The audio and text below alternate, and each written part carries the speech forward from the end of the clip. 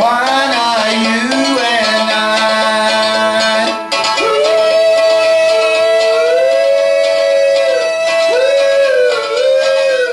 Real authentic sound. Well, thank you. Yeah, it's real spot on. String band stuff, hey, it's old-timey. Yeah. We hope we're authentic, you know, Yeah. play the music of where we live and taught to us by people who live around us. Yeah. So that's how you came to it. You're steeped in the tradition from early on, or? Well, you know, I mean, none of us grew up in it. Yeah. But all of us came to it pretty early. I mean, I grew up playing church music. My family was all church singers. Yeah, there's a familiar story. Yeah. Yeah, and so, you know, once I fell off of that, I landed on the fiddle. That's kind of what happened. Right, right. But and did you fall into company with a master fiddler at the time, a mentor? Yeah, there's Where are you from? We're lucky enough to live in a place in Southwest Virginia and in Southwest Virginia, Yeah. right along that little Different corner of the United emphasis, States, yeah. right on either side of the state line, where this tradition is still very much alive. There's still plenty of people that are playing this music, they're playing fiddles, banjos, etc. And a number of people that have grown up in it, have played all their lives, and who we just consider to be wonderful, have been kind enough to take us under their wing a little bit and show us stuff, teach us tunes, and play with us. And now you get your chance to take it out and about.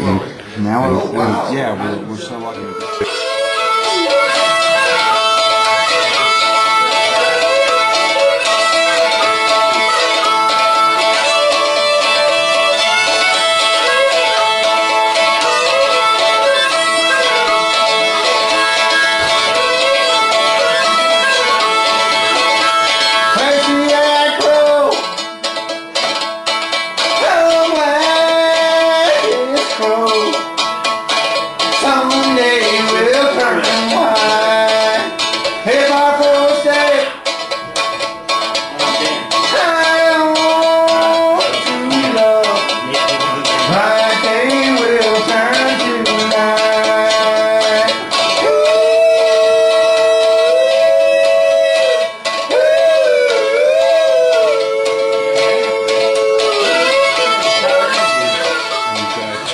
How did you guys connect? Let's see, when did we meet Charlie? We met Charlie. He's on the album, eh? The new album.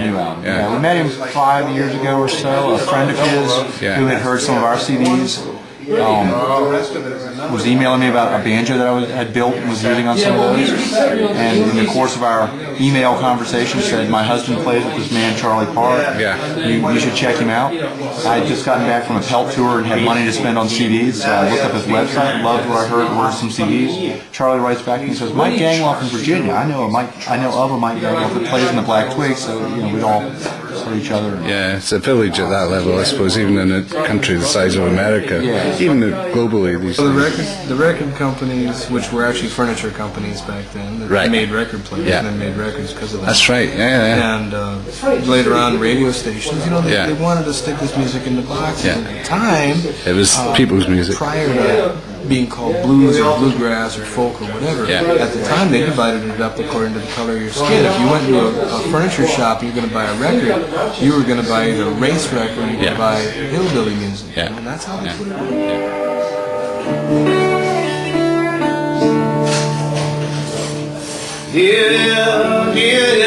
How can it be? You said I'm no rounder, but you never will love me.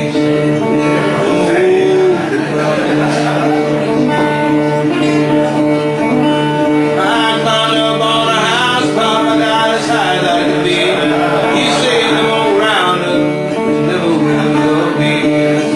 One more, I'm gone.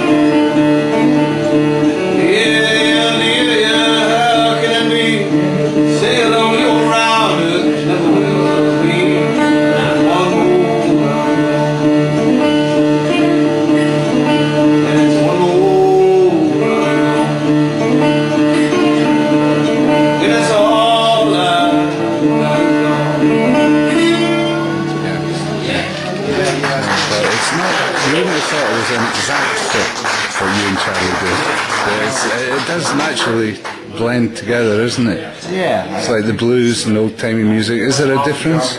There is a difference. You know, I mean, there's a little different rhythm to it. You know? Yeah. I mean, but it's always fit together very easily. Charlie wasn't playing any banjo tonight, but he does play a lot of banjo. Of course, yeah. So His cousin was doing that on fiddle tunes and stuff. But Charlie fit together very early and very naturally. We played with him a couple times a year. To pull you in a direction you might not go, and he does. He feels the same thing. Maybe. A lot of blues and gospel with Charlie probably wouldn't have got to that.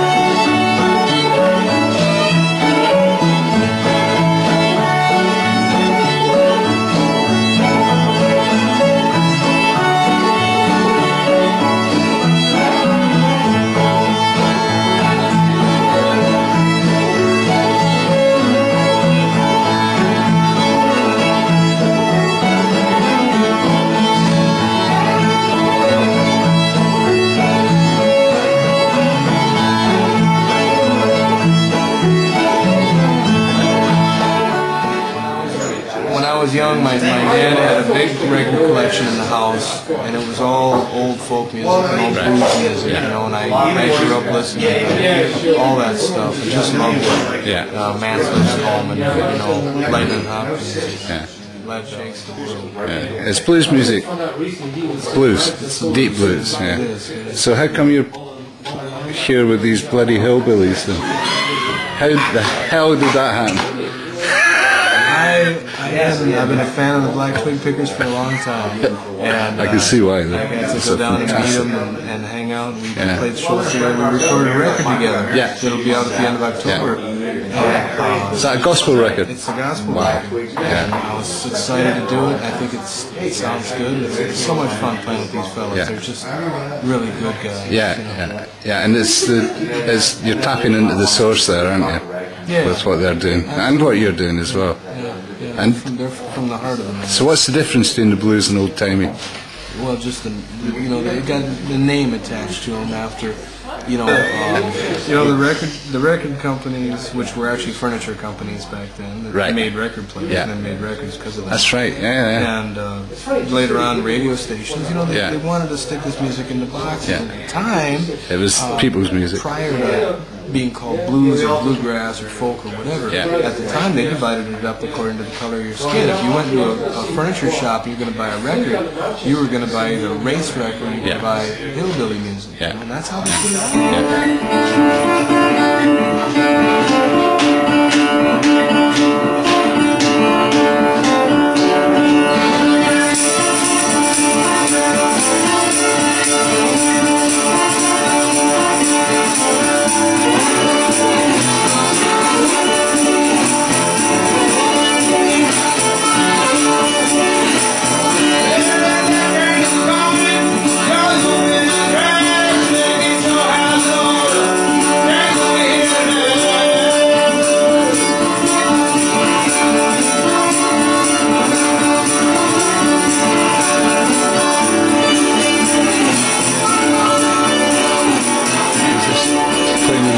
maybe challenge you in a way that you might not challenge yourself?